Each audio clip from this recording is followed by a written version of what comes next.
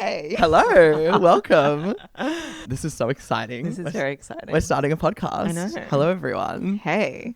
So, should we start off by introducing ourselves? Yeah. That sounds... Okay, you go first. Okay. I'm LJ. I use they, them pronouns, and I'm a sexuality educator. I also work at Transgender Victoria, and I'm studying sexology. And I'm just like invested in talking about sex, sexuality, and gender. Invested is a funny word. I don't have financial shares, but yeah, passionately invested. Yeah, emotionally invested, Yeah. as we probably all should be. And hi, my name is Remy, he, they pronouns. And yeah, I'm also a sex educator. Fun fact, we work together. And I also am very invested in these topics as well and very passionate about all things to do with sexuality, gender, politics, things that are like intersecting in those fields, which, yeah, is obviously why we've decided to start this wonderful podcast, which sans has a name yet. We'll figure it out. It will come to us. It will come to us. If this episode comes out, then I guess you'll know what the name is. Yeah. And But you'll we be the don't. first of many to listen to this amazing podcast, and you're starting a trend. Okay, so should we get into it? Wait, first should we explain what are we trying to do with this podcast? Yeah. Do you want to go first? Yeah, absolutely. So I guess we just wanted to start a podcast that was talking about sexuality, gender, politics, and all things that are like intersecting into that sphere with that kind of angle of, obviously, we are sex educators. We work with young people every day speaking about a lot of topics to do with things like sexual violence, consent, pornography, sexting, bunch of different topics that kind of all intersect and then also have, I guess, like a really contemporary, like a footing in what's happening right now. Like a lot of the things that we speak about in the classroom are things that are constantly evolving. And we notice, of course, because we've been doing it for so long, that the discourse in the classroom is also evolving as well with what's happening in the world. So we wanted to bring our kind of knowledge of what happens in the classroom and also knowledge of what is happening in the world and just share it with everyone. Yeah. I think that was a very concise Thank and you beautiful so way of much. explaining it, Remy. I think that was great. Yeah, I think that not too many people experience what we experience talking to young people and the direct effect that like global politics has in the classroom. And I think growing up, I mean, I'm a bit older than Remy, but growing up, I didn't really see that effect because we didn't have social media as much as young people now. And I feel like that is a really important thing to notice, and that maybe older people don't get that politics really affects political opinion and our experiences being in the classroom. Bad and also good. Yeah. And I guess, do you also think that because of like social media, because obviously like even when I was growing up, like I had social media in school, in high school. Do you think that like the speed at which these attitudes are changing and morphing is faster because of social media? Oh, 100%. When thinking about classroom perceptions of us, especially as two queer people walking into a classroom, and that the kind of outward hate towards us has increased so much ever since COVID, since lockdown. Before that, it just wasn't as bad. Yeah, I don't know. I think as well, just like the fact that like these young students are having access to like concepts and ideas that probably they would never really engage with if they were just growing up being kids without social media means that they like all of a sudden have an opinion on trans people and things like that. Woo! Which means that those kind of hateful ideas that maybe they're hearing on the internet through influencers, through maybe even things that their parents are sharing with them, end up trickling down into what a classroom environment is, which is not great. And this is also not anti-social media. Yes. We love No. social media, and I don't think Remy's saying that, but I think that it is very true that it has a big impact. Yeah. So I think just start off with, should we talk about our experiences in the classroom to start with? Yeah. And then we're going to look at our main topic today. I feel like I'm in the classroom. Me too.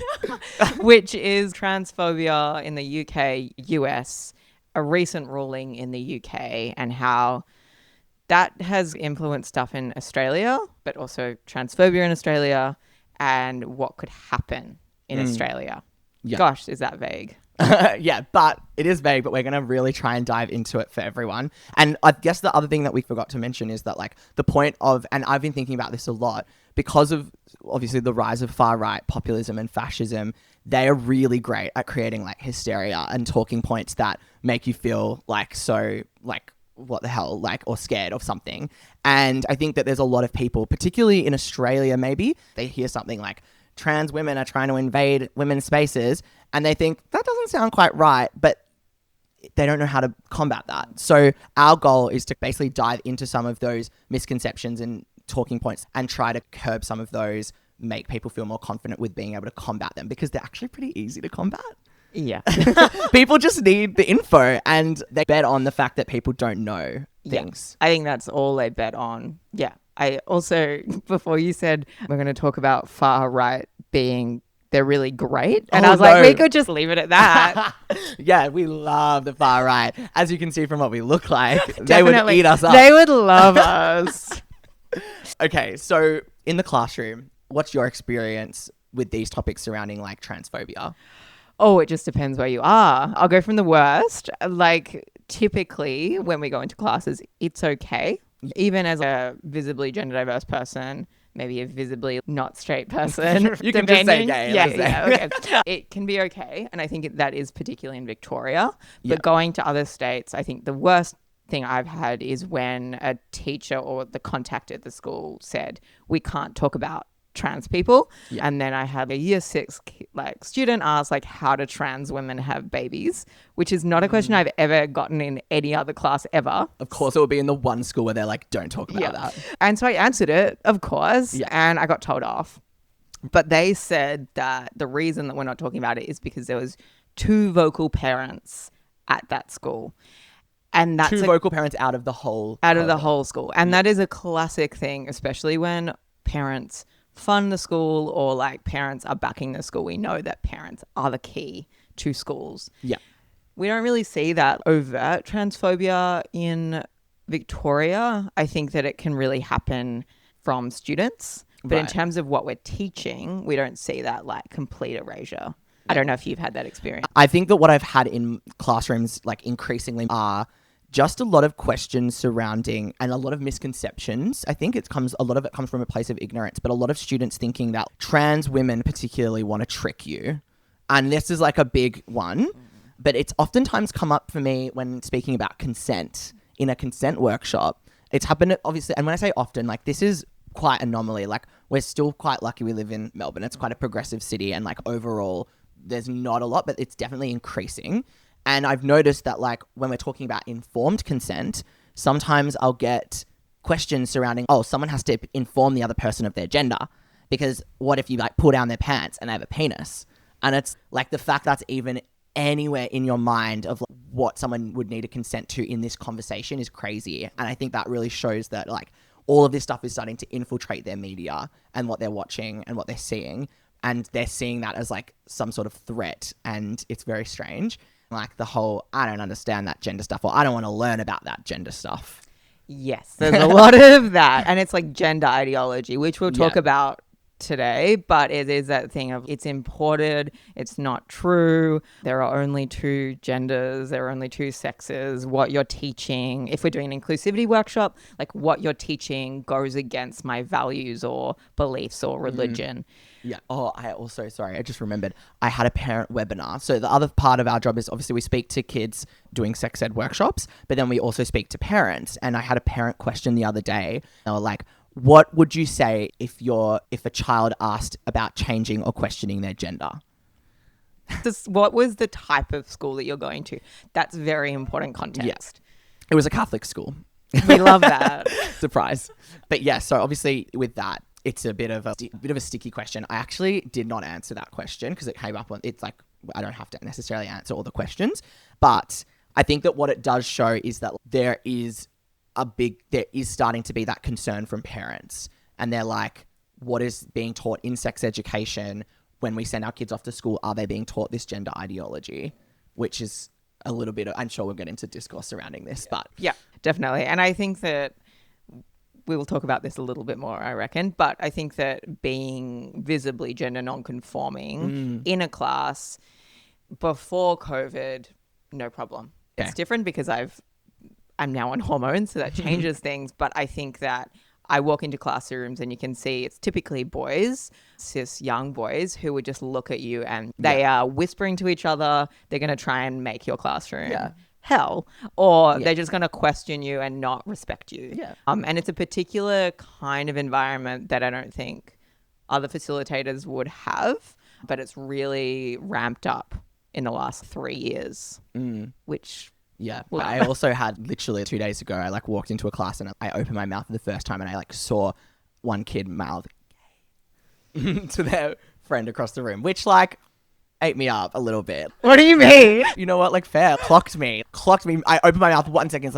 like, gay. It wasn't necessarily negative. It was just an observation. I have students who like more like year 6 and 7 who are like, she, and they will do it and next to each other, and then they all get confused. And then if it's a nice class and they're just like, don't get it, they just don't get it and they're all confused. And it's actually a beautiful thing. I know, that's what I was going to say. It's actually amazing. I've had students outside the class be like, it's a she, it's a he, it's a she, it's a he, for 5 minutes. That's so funny. Which is one of my favorite kind of experiences. Like, all right, very endearing. Yeah. Oh my God. So where to now? Should we start with the UK? Yeah, let's start with the UK. So you probably saw on Instagram or TikTok, I don't watch TikTok, millennial, that the UK ruled that the definition of woman is biological sex. So that means that any woman or trans woman with a gender recognition certificate, that's what it's called, is not included as their definition of woman. This is also for trans men, but in the ruling, it's very specifically for women, which will make sense when I explain it a bit more. Yeah. And it was by a TERF group, so For Women Scotland. Mm-hmm. They've been doing a campaign to have this changed for the last couple of years. They are funded by J.K. Rowling. So J.K. Rowling, like, literally is behind this whole movement, like this whole ruling. Yeah, she funded For Women Scotland, which is a TERF group, which have on their website, we believe that there are only two sexes, that a person's sex is not a choice, nor can it be changed. Women are entitled to dignity, safety, and fairness. Okay, interesting. Obviously, that excludes trans women. Yes. And also, I'm not surprised with the J.K. Rowling thing, but because I just thought her involvement was like her just sitting on that boat with a fucking cigar. Yeah. But obviously she's much more involved than just like a commentator. And she's involved in a lot of other TERF movements that are funding programs, like funding law change. Yeah. But yeah, that photo that Remy's talking about, which you probably have seen, her with a cigar, with a cocktail, and it says, "I love it when plans come together." So I actually thought this was photoshopped. I thought it was like insane. The thing that happened here in the UK was then the Prime Minister said that this ruling gave it real clarity and that the woman is an adult female, and the court has made that absolutely clear. Yeah.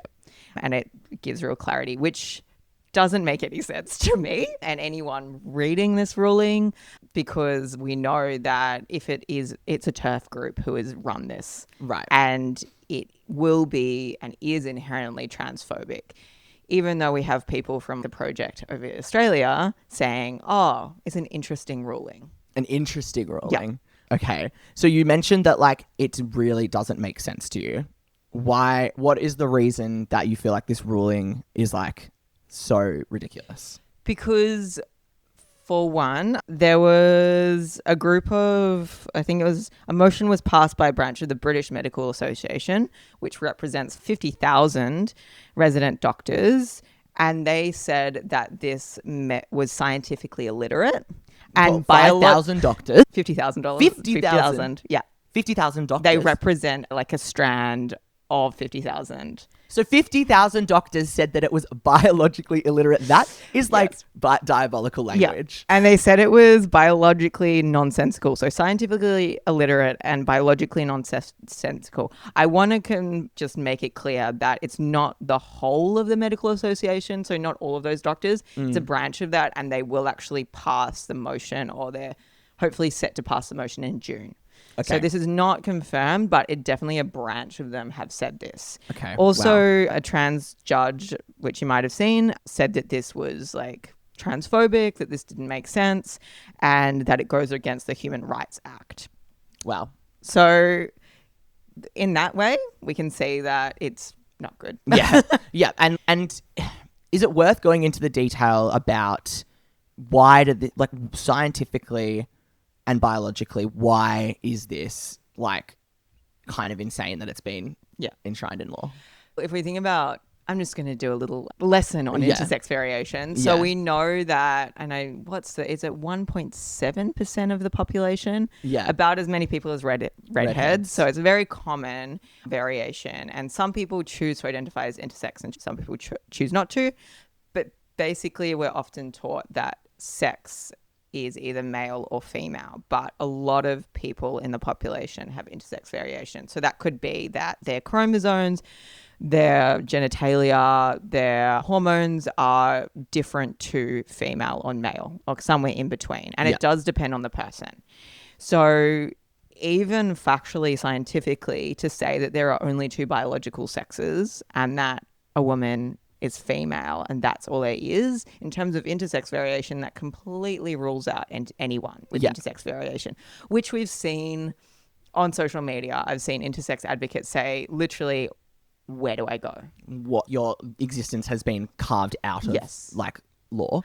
And also, isn't there also not a scientific consensus on like biological male and biological female in general? Yeah. Like, isn't it like different variations? I mean, like chromosomes, hormones, and genitalia and internal sex organs, they all conglomerate to create this like sex kind of characteristics, but there's no like consensus of like it's the internal genitalia or there's the chromosomes or it's this and that really defines what sex is. Yes, exactly. And like when a baby's born, the doctor will look at their genitals and they will say, this person is a female. They're never going to test, or very rarely will test their chromosomes. So from that kind of scientific lens, there's variation, but this court is saying that there's only two. Cool. And then we have the other side of it, which is the transphobic side of it. Yeah. So historically in the UK, it was ruled that people, trans women or trans people with a gender recognition certificate could legally go into different spaces where their gender, assigned gender, and legally recognized gender was recognized. So they could go into changing facilities, things like that. But this ruling means that they can't go into those spaces, that they're technically, say if it was a trans woman, she would technically be considered a man.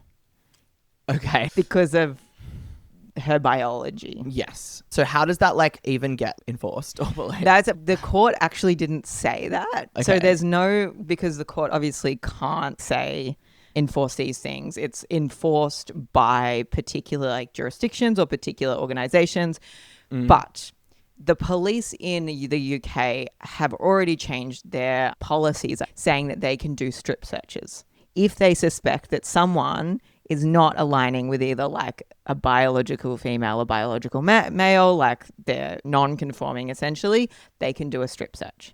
Oh my God. Which is just really ironic. And every time I laugh in this podcast, by the way, it's just because it's like exasperation. Yeah. It's ironic because it means that like male or like men police officers will strip search women.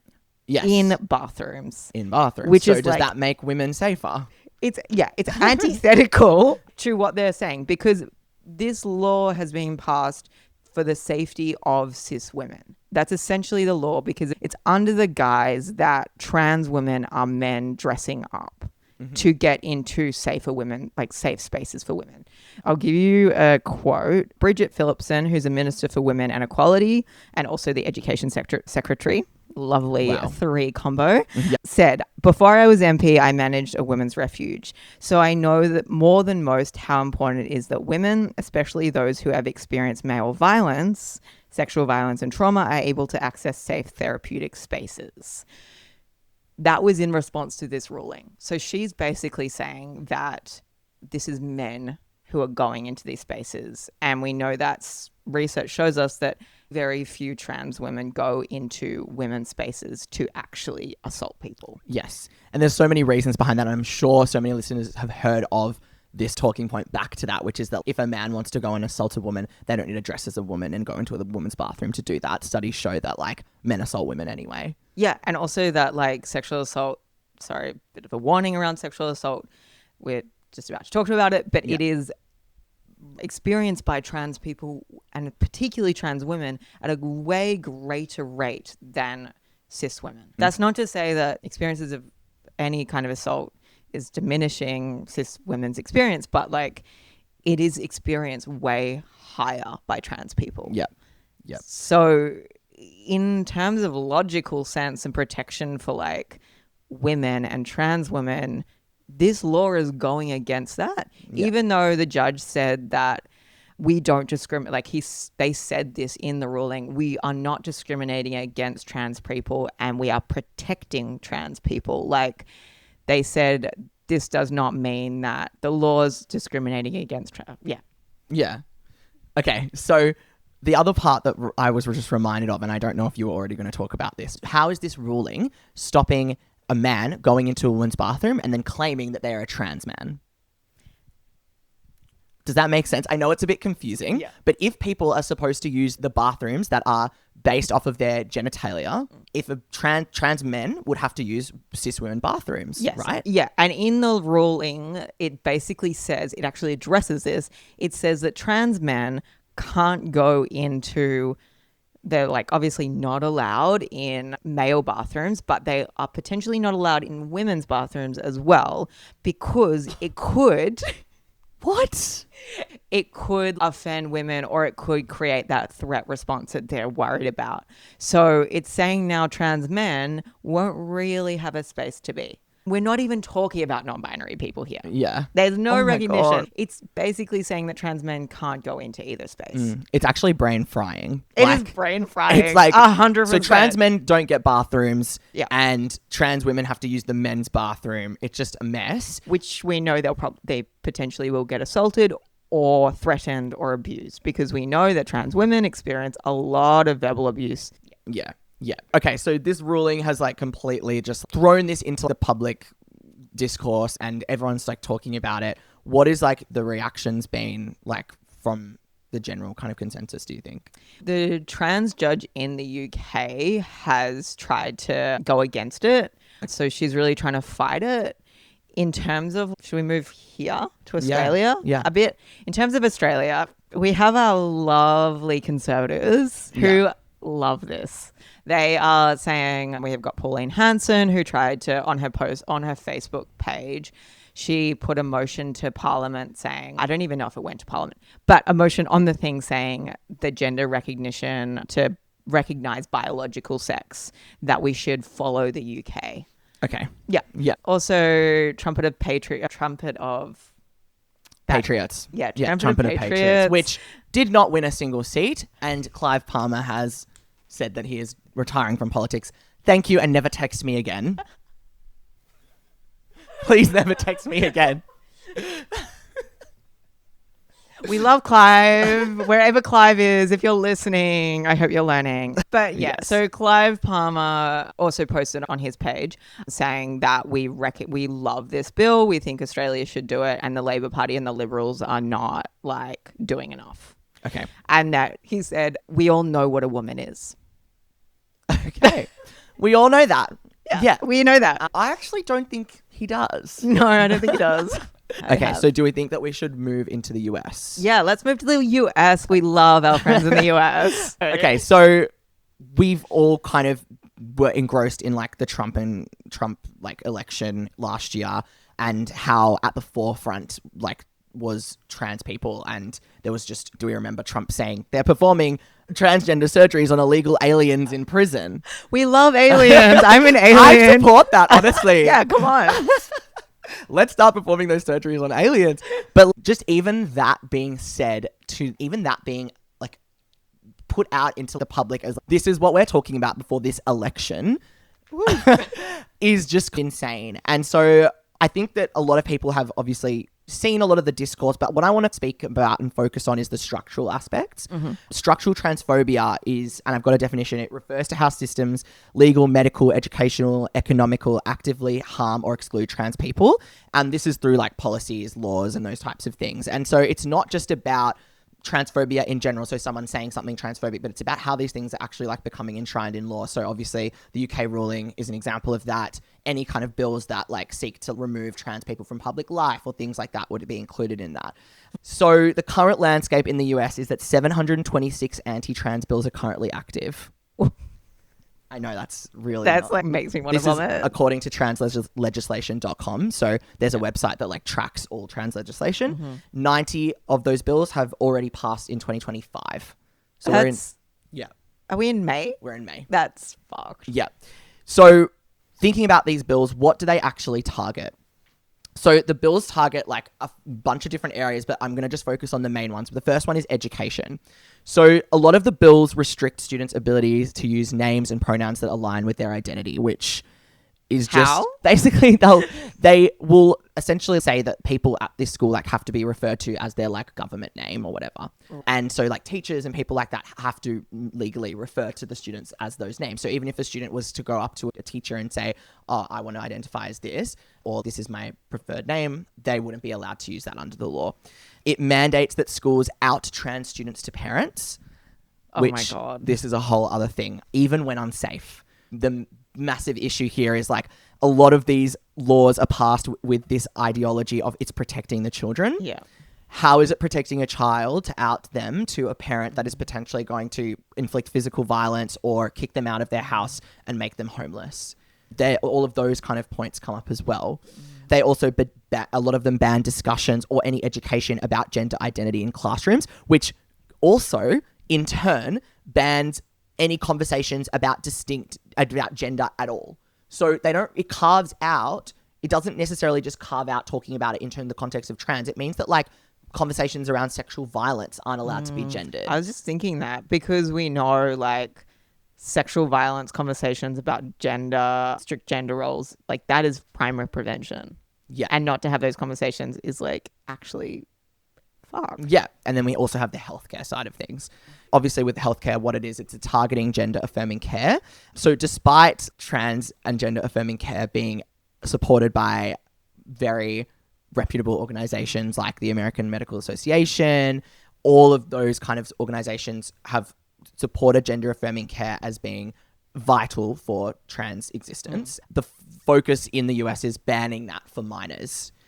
But also focusing on increasingly, it's starting to trickle into adults as well, making those processes of getting gender affirming care and surgeries much more difficult. And some bills propose criminal penalties for providers. So I want to give an example of a bill. The Maryland HB 1399 bill states that a healthcare provider who administers cross-sex hormones to a minor could face life imprisonment. Oh my God. Life imprisonment. And it defines this care as a felony offense. So it's impacting care. We've got insurance and access issues as well. Bills also attempt to restrict insurance coverage of gender affirming procedures and medications, and they limit medical assistance from government organizations. So I want to talk a little bit about like how and why this is like happening. Basically, it's coordinated by like a bunch of conservative legal advocacy groups. We've got Alliance Defending Freedom. We've got Family Research Council, Liberty Council, and American Principles Project. And as I mentioned before, it's often framed under this like parents' rights or it's protecting children, which masks the harm. And the political strategy here is creating a moral panic to drive like people to think that you're solving an issue. So with Trump, it's like they're going to solve the gender crisis and then everyone goes and votes for them. It's like the war on drugs. Yeah, very much like that. So do you think it would be useful to talk a little bit about the reality of what gender affirming care actually involves? Yeah. Okay, cool. And please obviously add into this because you obviously know a lot. I will. So my understanding is social transition is like the first step, right? So names, pronouns, clothing, those types of things. And we're seeing like laws basically impacting all of these steps. So the laws restricting students being able to use their correct pronouns or names, mental health support as well. Medical interventions like hormones are gradual and case specific, especially for young people. And the surgeries for minors are very rare and only happen with intensive medical reviews. And we always hear that, oh my gosh, they're just giving surgeries to young people like willy-nilly. Yeah. Love that Your word. child is going to school and they're coming back with a sex change. It's not how it works. Also, it is really hard in any country to get gender affirming care, which is hormones and therapy and surgeries. It's like hard to get that. And even in Australia, you need to get like approval. Sometimes you need to get like court approval. It's not that people are just getting hormones. They're not getting hormones. They're not handing them out like candy. No, they're not. Also, puberty blockers, like in terms of medical research, have been shown to not have any negative effect. And people who are not trans, who are young people, go on puberty blockers for other kind of healthcare reasons. Oh, yeah. So I also want to talk about like structural transphobia and what effect that has. So I found this study from a psychiatry journal. It's a study from 2023. And it was a study of 27,000 transgender adults aged 18 to 100. Crazy. Wow. Across 45 states. And what it showed was that high levels of structural transphobia, laws against trans people, are correlated with high psychological distress, higher rates of suicidal ideation, plans and attempts, worse lifetime and past year mental health outcomes. So this structural transphobia is at the detriment of trans people, and there's solid evidence that comes out that supports that. And so really, instead of increasing the legislation against trans people, we should be looking to reverse this and change it. I also read this incredible Substack, which, oh my gosh, I've forgotten to put their name in it. Damn it. It's okay. We can reference it later. We'll reference it later. I'll put it in the show notes. But basically it references like this kind of whole situation and what's happening in the US is like creating a cis state and talking about how these laws just aren't discrimination, but they're a part of state power. And what it does is it really casts trans people in like the social lexicon as uncivil and predatory and confused, this kind of othered group, and they're deviant from the normative productive citizen that can contribute to society, when in reality we know that's obviously not true at all. And the goal here is basically to defund and disappear trans lives. They are cut off from obviously access to public resources, and then they can remove them from care systems, healthcare, housing and employment, and push them to private survival, because if they can't get a job, if they can't get their state to fund their transition, then they won't have to exist. So it's basically they're barred from participating in a formal economy to help reinforce those things. Family values. Yeah. Yeah. So, yeah, I think that the kind of takeaway from what's happening in the US is that it's moral panic, it's hysteria, and it's causing a lot of harm. And I think it's really sad that like we've got a culture war that is just using this tiny percentage of the population for political point scoring. Yeah, because I think it's 0.3% of the UK population is trans and 0.6% of Australian population is trans. Yeah. And having all of these bills like in the US that target trans people is actually just ludicrous. If we think about financially, like there's so much government funding going into doing these things for such a small minority of the population. And it means that, yeah, their mental health will and is declining. Yeah, absolutely. So we're seeing obviously all of that stuff happen in the UK and the US. I guess our question that we want to answer is, how's it going over here? Oh, how's it going over Yeah. here? So in 2023, you'll probably remember this, we had a beautiful rally by our friend Posey Parker, not to be confused with Parker Posey. When you said that, I was like, the girl from White Lotus? No. Tsunami. I said that so badly. So Kelly J. Keane is her name, or Posey Parker, and she is a UK right-wing TERF. Mm-hmm. If listeners don't know what TERF is, it's trans exclusionary radical feminist. Yeah. And it's been taken back by the feminist movement as a term, but she came to Australia, also to New Zealand, and she presented her Let Women Speak rally. Right. There was a bunch of neo-Nazis who also attended this rally, and it was basically saying that trans women, like females are women, that trans women don't exist. It was going into that whole rhetoric. Yeah. There was a massive counter movement by trans people in Melbourne, also in New Zealand. I think she got something thrown at her head. It was quite funny, but Hell yeah. it was, Throw something at the turf. this was, at this time, there was a study that came out called Fueling Hate. And that was done, I'll get my show notes later. We'll put it in the notes later. Yeah. It was over 3,999 responses, and 9 in 10 of all participants witnessed online anti-trans hate in 2023. 1 in 2 trans participants experienced trans hate, and 1 in 10 trans participants experienced anti-trans violence. Yeah. So there was a lot going on at that time, and it's linked, a lot of it is to Posey Parker and her coming here. And that is also obviously linked to what's happening in the US, because we know that Trump, and even though Trump wasn't in at that time, wow, I can't believe I had to just like double think that. He wasn't in at the time.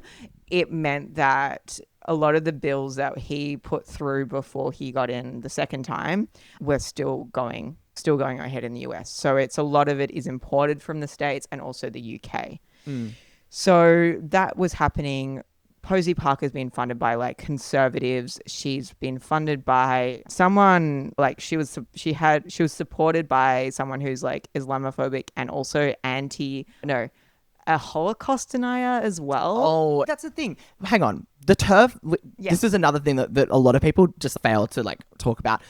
The TERF like movement it's like in the same universe as like the conspiracy theory movement. Yes. It's like you had the Nazis show up, and they're very much like in that kind of sphere as well. And I think that it does not surprise me at all that a Holocaust denier would be like really keen on this. Yeah. Also Islamophobic. It's also tied into a lot of racism and the idea of like family values. So we link a lot of TERFs to like right-wing conservativeness. And so that's happening. This was also sponsored by Binary Australia, which is... Oh my God, I haven't heard of that, but I'm so upset that exists. It's not non-binary Australia. It's Binary Australia. So Binary Australia, if you go onto their website, again, they have a very similar thing like, we are fighting for the family, traditional values. We're fighting to get like men out of women's spaces. Men out of women's spaces. I put that in quotes. And so it is linked to a TERF movement that's happening here. Those ones were actually referenced. So Binary Australia was actually referenced on Clive Palmer's website as saying, this is like someone we champion when we think about like family values. And so there's a big like link between the conservative branch and faction in Australia, especially right-wing, like really right-wing conservatives, and TERF movements that are happening in the UK, but also in Australia. However, we come to Queensland. In January of this year, 2025, the Queensland Health Minister Tim Nicholls announced a snap ban on puberty blockers and hormone therapies for new patients under 18. I think he did this, and get me if I'm wrong, because apparently there had been some people who had gotten hormonal therapies who are under 18 who were not like properly supervised under the law. In Cairns? Yeah. And yes, so that was their reasoning. Yes, that was their reasoning. It was like a panic situation. But the issue is that with that, and this is giving Cass review to me a little bit. What is a Cass review, Remy? The Cass review is like that notorious report that came out in the UK that I think a lot of prominent TERFs attitudes that have... Our friends the TERFs. Yes, our friends. They created this report that tried to legitimize these claims that all of these minors were receiving gender-affirming care. I also want to say it did legitimize in the sense that in the UK, it meant that they passed a motion, if that's what you call it, in Parliament saying that minors didn't have access to gender-affirming care, hormones, puberty blockers anymore. And that is still in effect from what I understand.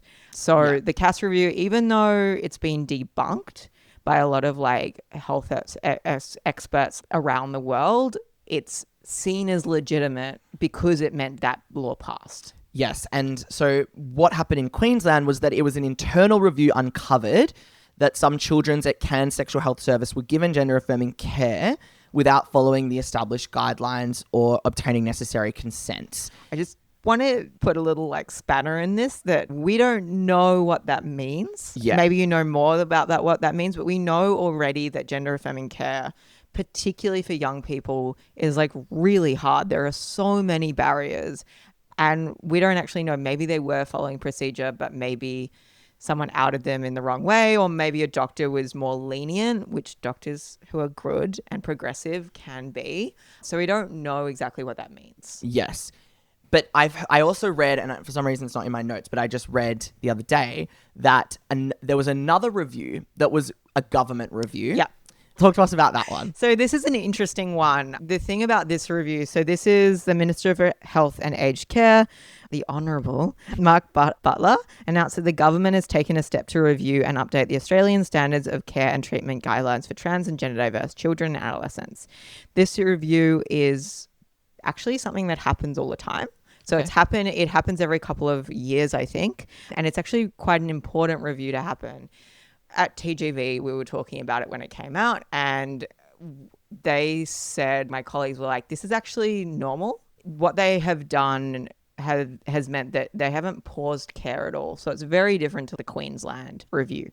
However, if a Liberal government had gotten in, then we could have been under a lot of threat of this review not actually going through, or it being like underfunded. I don't know. It could have not been good, essentially. Okay. But because we've got a Labor government, it means that because the review is happening at this time, it's likely to be quite effective in that it will get up-to-date research. It will mean that medical professional advice is like heard. It will actually mean that the standards might increase, be better standards. So although it came at the same time, it felt like a real threat to trans like healthcare. It isn't necessarily a threat. Okay. Yeah. So it's not a threat. And what we've seen do you agree that what's happened in Queensland is a bit reflecting the vibes of that like Cass review, legitimizing or trying to legitimize the panic around gender affirming care for young people? Definitely, because they stopped it. Yeah. Like, even though they didn't stop it for people who are already seeking care, we know with like gender affirming care, there is a really limited window for when young people can get it. Yeah. So it's within a couple of years. So if someone realizes, or they come out as being trans and they're like a young person, they're just about to go through puberty. For some people, they might realize just before they go through puberty, and they want to get that care immediately. Because if they don't get puberty blockers within that particular window, it means that they either get masculine or feminizing features, and that can't be reversed. Yeah. And again, we want to flag that so many studies and medical associations show that if young people receive that treatment, it results in better mental health outcomes for them. Yeah. Yes. And we know like a lot of like first-hand accounts from trans women particularly, that if they don't get that care, like they wish they had got that care. Because especially with the voice deepening, with things, just hormones going through people's bodies and changing them, it's a really particular important window. So the fact that the Queensland government has blocked that and has meant that there's no new patients is such a direct attack on like young trans kids and families as well, and has caused a lot of distress. Absolutely. And so that's what's one of the main things that's happened in Australia as well. I guess there's also a few other things that have happened recently, not necessarily 100% focused on trans, but just to see how this stuff might be seeping in to our culture. We've had drag story time events. Lots of councils have had issues. I know the council that I'm in has had issues as well, where they kind of, conservative groups attack councils for holding drag story times at libraries. They say that it's sexualization of children and all of this stuff. That's just becoming commonplace. And the impact that has on the transgender community, by the way, is that it's like all lumped in with that same hysteria. Like, I know that we know that drag queens and trans people are obviously very different. I'm pretty sure 2025, most people should be aware of that by now. I hope. Otherwise, go Google it. Yeah. But what that really does is it like associates like gender panic with any type of gender, anything that like combats traditional cisgender being. We didn't even talk about this before, but like Clive Palmer's ads. Oh my gosh. Which is talking to what you're saying, Remy, unless I'm cutting you off. No, go for it. Clive Palmer ran these ads that were saying there are only two genders. And I think under under it was saying, don't confuse our children. Don't confuse the children. He actually apologized for this because the ad was taken down because they got the Clive Palmer apologized? Yeah, so the newspaper that ran the ad took it down because of the amount of backlash from the Australian public. Yep. In his apology, this is honestly one of the funniest things. So the Newcastle Herald printed this. There are only two genders and where children are being confused in schools. Clive Palmer apologized and said that I'll have to take a bow and apologize to you and say there are only two sexes.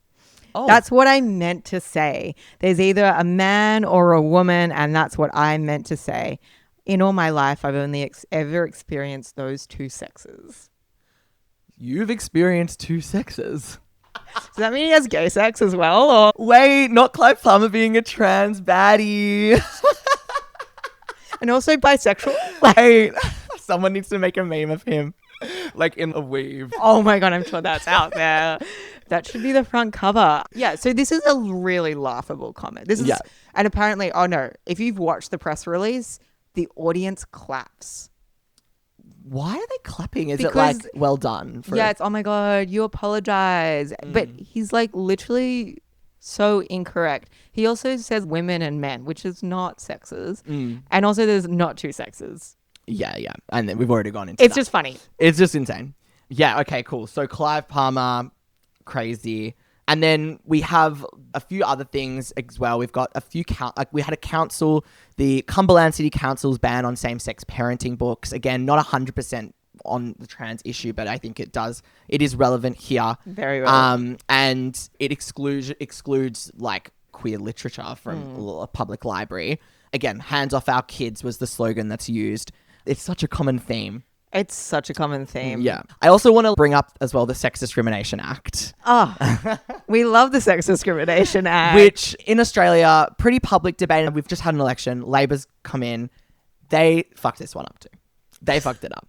And it really shows that even like with a left-leaning party, these kind of like attitudes can... they still have people to appease, which is the religious people, the religions. So the Sex Discrimination Act allows religious schools and institutions to discriminate against transgender individuals, provided that it aligns with the doctrines of their religion. Section 38 of this act permits faith-based schools to refuse employment, fire or expel individuals based on their gender identity. Yeah. This is I love this law. We love this law. So tell me about it. What's happened? It just means that it's created legal loopholes for discrimination against transgender individuals, especially when we think of like employment, education, and healthcare. If a trans student comes out, they could be expelled from a school. That's really what it could be. And also if a staff member comes out as gay or trans, they could be fired, which has happened. I have friends, I know people who, even in Victoria, which we think is a progressive state, they have not been able to get jobs. The only place that they could get a job is like the most central, like leftist schools, which is for queer kids. Yes. So we know that structural systemic transphobia exists, but this law means that people can enforce it. Yes. In saying that though, I do want to bring up that, and there has been blips. So I think in Australia, there's been a lot of blips of anti-queer legislation coming in, and a lot of the time it is because of the religious aspect of things. Yeah. So we had the Safe Schools Initiative, which at the start was designed to reduce homophobic and transphobic bullying in schools, which we loved. We love that. But in 2017, the federal government stopped funding the program because of organisations like the Australian Christian Lobby. They were like lobbying against this and saying, again, think of the children and all of that stuff. So we've had those types of blips. But then I also don't want it's giving depressing right now. Australia in general, actually, when we look at it compared to the US and the UK, does have some really good things going for it in this space. Yeah. And have you found that as well? Definitely. So Labor, in their election promised to actually go against discriminating kids in schools based off religion. That act. Yes. Sorry, I didn't specify that. Yeah. Yeah. But they have not actually They didn't do it. They didn't do it. They didn't do it because of the pressure, and they just didn't really have the backbone to be able to remove those clauses. Labor could have done it, but they didn't. However, we don't know what's going to happen now with this government. Even though we don't have the Greens, which we know Greens are like very left, they would have passed this. I would say within our current climate, even though Labor is not amazing in a lot of things, there's more potential for it to happen. Yes. Because they don't have such a conservative base. Now, let's talk about what are the protections for trans people here. In a federal government law, we have a Commonwealth law, which is the Sex Discrimination Act, which is actually so ironic that this is in here as well, because the Sex Discrimination Act provides federal protection against discrimination based on gender identity and ensures that transgender people have the same rights as others in areas like employment, education, and public services. So it has that, but and then it has the like, not in the religious schools. Okay. So it protects them in all other aspects though. We've also got state and territory laws. So in Victoria, we have like Victoria's Equal Opportunity Act and Queensland Anti-Discrimination Act. They all have local protections against discrimination based off gender identity. We've got birth, deaths and marriages legislation where transgender people can legally change their gender marker on official documents. They don't need surgery to do that. Depending on the state.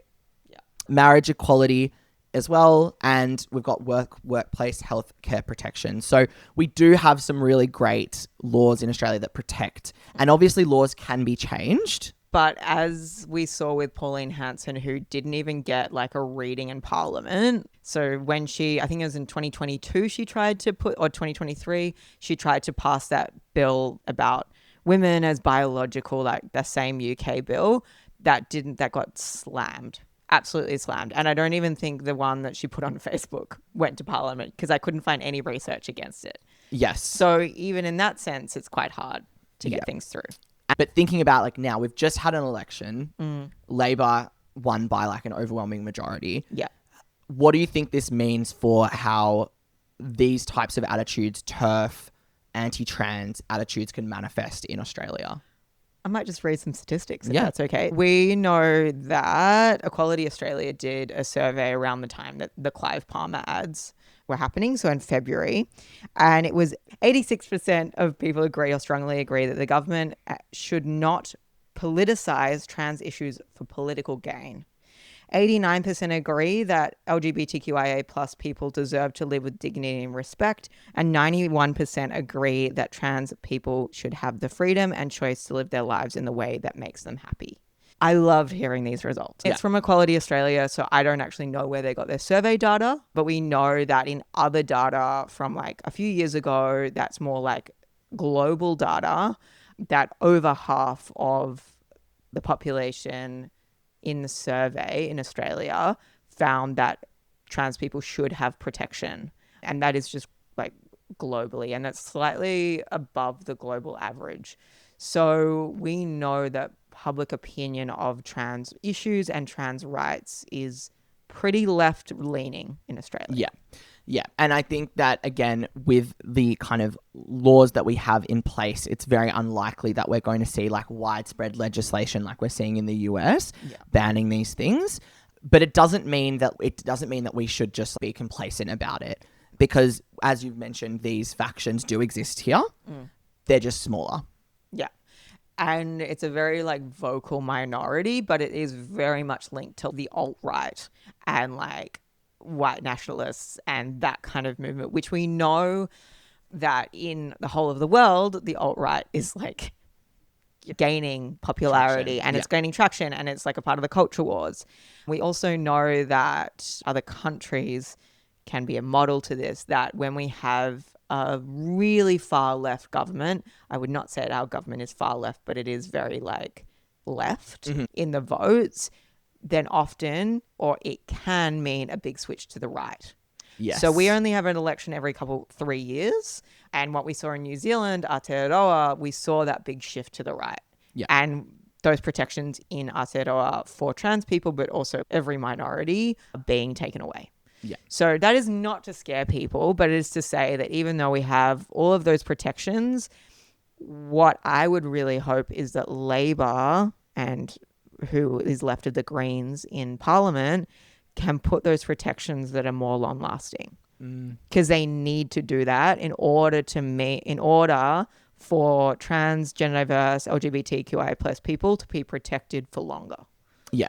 And I think as well, this election really showed that Australians just aren't interested in culture wars. Yes. They're not interested. Peter Dutton tried it in the Yeah. campaign, and look, we saw how it went. Like he spoke about woke ideology in schools. What even is that? Sorry, what is that? He could not answer that. I know, he didn't even know what that was. And like that, yeah, why am I bringing it up right now? It might not even have anything to do with what we're talking about. We don't know. But no. And so I think that we really saw just like a big rejection of that. No one cares here. And that's the vibe. So I guess the good part about this is that we can say Australians have really rejected like Trumpian politics. They've really rejected Trump having an impact here. And so with that is an optimistic thing of, because Trump made it such a big deal over there, maybe some Aussies are like, we don't need to care about that stuff. They might not be like pro, but they might not be like, let's get them out of here. I agree, but I also think we need to have caution. Yeah. I've read other like political commentators who have really disagreed with the idea that Clive Palm, that it was the woke agenda that was the thing that people didn't like. I've heard other political commentators say that actually the way he talked about it was what people didn't like. The way that, their party went about it was the way that people didn't. It's not necessarily that those political leanings or ideologies aren't popular in Australia, but it's just that the way he went about it wasn't good. So you're saying those attitudes really exist here, but maybe the way that like they went about it was like too harsh or too obvious or not enough. Either. Yeah. And so people warn against it, saying we have to be careful to see who the leader of the opposition will be. Yeah. That is why we need to have protections. That's why we need to have way more protections now, because we don't know what's to come. Again, that's not to scare people, but we live in a scary world. Yeah, we do. It is a scary world.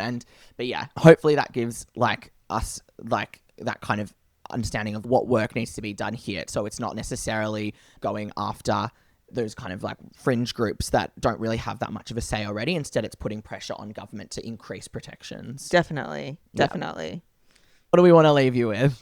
So this is what we want to end our podcast with, is to leave people with some things, some actionable steps or ways of thinking about things. Say if it comes up in argument or like you're having a conversation with someone. I've actually got some from the Trans Justice Project. Okay. The first one is don't boost your algorithms. So I know as a trans person that it can be really easy to like go and deep dive, look at people's stuff, try and comment it and be like, I fucking hate this shit. What are you doing? Counter argue a lot of transphobia. But what the Trans Justice Project is saying is that we don't want to boost algorithms onto anti-trans rhetoric. They also say that it's not productive to put a counter argument to an argument against trans people. Instead, we want to come from a place of empathy and share stories. Yeah. Because if we give counter arguments, it also boosts the algorithm if we're thinking online, but it also means that person is probably not going to listen to you. Yeah. And they're not your audience. So I would say we want to get to those people who are in the kind of middle or on the fence, and that's how we start changing people. Yeah. I have one. Yeah. Don't do a street interview about trans people. Oh, I love this. Very practical. Why not, Remy? Okay, so there is this freaking We dude. love this guy. His name's Connor. I don't remember his last name. If you're out there, Connor. Yeah. If you're Connor, you would have seen, hi, Connor. I've commented on 50 of your things, which I'm going to stop now because I'm boosting them. But I keep saying you suck, Connor. And the reason why is because there's these influencers that go out onto the street and they'll ask someone like, what is a woman? Or they'll ask What is a woman, Remy? Well, this is what I'm saying. If you get asked that, don't answer it. Because the questions that these people are asking you are already designed to put you into a trap where you don't know, you're not able to have a way out.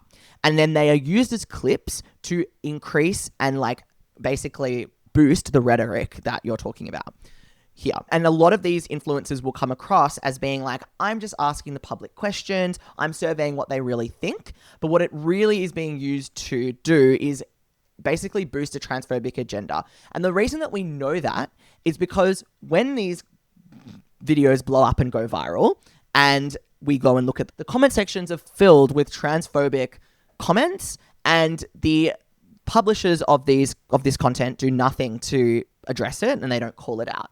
And that is just, I think, spineless and really just like complacent centrist bullshit. And it's really not cool. So just actually a thing, like people are being approached, being asked about trans issues. Do not answer the questions. Just don't do the interview, because the interview is set up for you to stumble, for you to make it seem like you don't know what you're talking about. And so my philosophy is I'm not going to do an interview, and I don't think anyone should. I totally agree with that. It's like, why are we talking about it? Why do you care? You're a random person on Burke Street. Why do you need to be the one to have a chat to people about complex issues regarding trans people? It doesn't make sense. No. And it's really harmful, especially if people don't know. And a lot of people don't know. Yeah. So you suck, Connor. I really hate you. I really do. Shout out to Connor. Yeah. Okay, cool. Oh my gosh, amazing. Are we finished? I think we're finished. Oh my God. Congrats. Congratulations. We just finished our first podcast episode. I want to say thanks to everyone if you were listening. Yeah, we don't even know if this is getting out there, but if it does, then thank you so much for getting through. And I really hope that everyone learned something today. Go and talk to your like parents or like your sister or your brother or whatever about this, and make sure that we keep these conversations going. Really important. Thank you so much. Bye. Bye.